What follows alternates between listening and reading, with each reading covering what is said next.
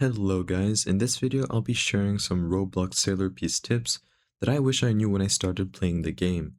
These tips helped me go from a complete noob to a nearly maxed out account in just over a week. So stick around until the end to make sure you don't miss anything. Also, I'm giving away a free 2x bundle at 1000 subs, so make sure to hit that subscribe button and comment down your Roblox username. These first few tips I'm going to be talking about are mainly quality of life tips, but they are honestly game changing. First of all, you want to open your settings and scroll all the way down to the gameplay tab. Here, you're going to want to turn on enable quest repeat and auto quest repeat. And basically what this is going to do is when you start a quest, say I want to defeat 5 thieves. If I start this quest and defeat the 5 thieves, you're going to see that instead of having to walk all the way back to the quest NPC and restart the quest will just restart itself without you having to do anything. And this is honestly not going to save you a huge amount of time, but it does make the grind feel a lot more enjoyable. Now this actually brings me to my next tip, which is also in the gameplay settings tab, and it is about the auto skill settings. This is pretty self-explanatory. Whenever you turn on one of these, it's basically going to continue activating that skill until you turn it off. Now this may seem obvious to some of you, but I actually didn't know this was a thing until many hours into my playthrough. And honestly, this would have saved me a bunch of time, especially because it allows you to farm and grind while you're AFK, working, or basically doing anything else. And if you pair this with the auto repeat quest settings, you are basically going to be leveling up insanely quick without even doing anything. Now the last tip I have for this section of the video is actually about PvP, because that is actually a thing in this game, just like in Blox Fruits if you've played that before. There's even a bounty system in this game, just like in Blox Fruits. But the reason I'm talking about PvP is because there is actually a disable PvP option in these settings. And I honestly recommend having this turned on at all times. And the reason for that is because there are some not very nice people in this game that enjoy killing beginners over and over again until they either switch servers or rage quit, basically. Now, granted that there are some quests in this game that actually require you to kill other players to complete them, but until you actually encounter one of these quests, I recommend just having it turned off. Or turned on, rather. Just disable PvP. Now onto the best beginner progression guide. When you first join Sailor Piece, you might be wondering what you should invest your stat points in. And what I recommend is actually putting most of your points into sword and a bit into defense. Now the reason for that is because the first 3 weapons you're going to get in this game are all swords. Now do keep in mind that in this game, resetting your stats actually doesn't cost anything, so theoretically you could just reset them whenever you want. You are free to play around with your stats and invest them any way you see fit. But anyway, when you first join the game, you're going to notice this NPC who is going to sell you a katana. And this katana is going to be your main weapon until you reach Snow Island. When you reach Snow Island, you're going to want to go and talk to this NPC right here, and he is going to sell you the Dark Blade, which is another sword.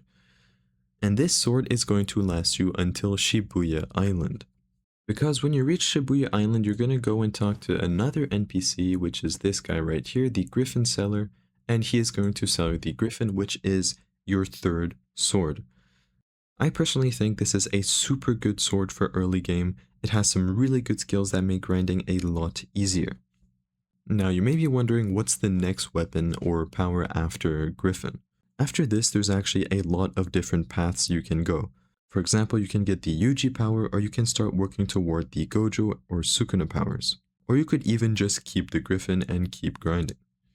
Personally, after the Griffin, I worked my way towards the Gojo power and eventually got the Jinnu blades. But do note that especially early and mid-game, you are going to be changing weapons constantly, so don't expect to be having one for a long time. Next, I'm going to talk about a couple of different things you can do to drastically increase your damage. In Sailor Piece, dealing a lot of damage is all about stacking as many damage, crit chance, and crit damage buffs as possible. And there are a lot of factors that contribute to these stats that many people overlook, especially for early or mid game. The first things I'm going to be talking about are race, accessories, traits, and clan. Basically all of the things you'll see if you open up your stats page. This may seem obvious to some of you, but many people will actually miss this. These things I just listed contribute so much to your damage, it is actually crazy. Once you get to Sailor Island, I recommend making your way over here to this place with all these NPCs and just take a break from all the grinding and work on all of these things I just listed. Use whatever race rerolls, trait rerolls, and clan rerolls you have, and just aim for some decent stats, maybe an epic trait, an epic race, even a rare clan will go a really long way. As for the accessories, these are equipable items that you get from killing bosses. So if you just got to Sailor Island, you probably don't have any, but while you're farming in the next island, which is Shibuya, make sure to kill the bosses there, which are Yuji, Gojo, and Sukuna, as they all have a chance of dropping an accessory. And while you're at Sailor Island, if you talk to this NPC right here, you'll notice that you can actually reroll your stats at the cost of gems. You'll also notice that rerolling all of your stats costs only half as much as rerolling just one. Now at this stage, you're probably not going to have that many gems, which is why I absolutely recommend rerolling all of your stats at once, especially since you start with the worst possible stats and you really don't want to keep those. Make sure to prioritize damage, cooldown reduction, crits, and also luck. And honestly, just aim for a B or maybe even an A if you're lucky. Rerolling one stat is only actually useful when you don't want to get rid of some of the good stats you already have. Also, if you made it all the way to Sailor Island, you probably noticed that there's something in this game called titles. Titles can give insane stat boosts for loot multipliers, damage, or even luck. At the start, I recommend only using the XP multipliers, but later on, once you're close to max level, you can switch to either damage or luck. Another tip I have concerning titles is specifically for the luck titles. The best luck title gives a whopping 40% luck boost, which is insanely good. But the way you get these luck titles is by killing a certain amount of bosses. This might seem like a very hard grind at first, but there's actually a way to make this much easier and get to the Destiny Mark title really fast. This method basically involves going to Boss Island and killing the easiest boss, which is Saber, over and over. Saber has 2.5 million HP, so you definitely won't be able to do this early game,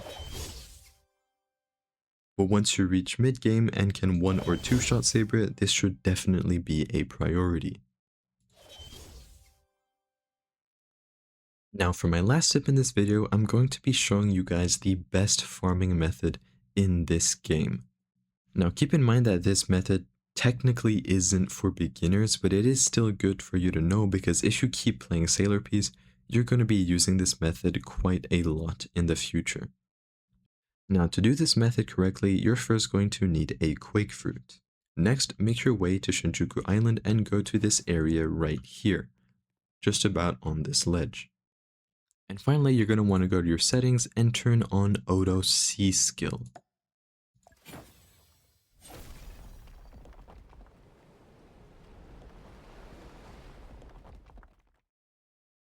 The reason this farming method works so well is because you can actually kill 10 enemies at once instead of the usual 5 you get with pretty much any other method or farming location.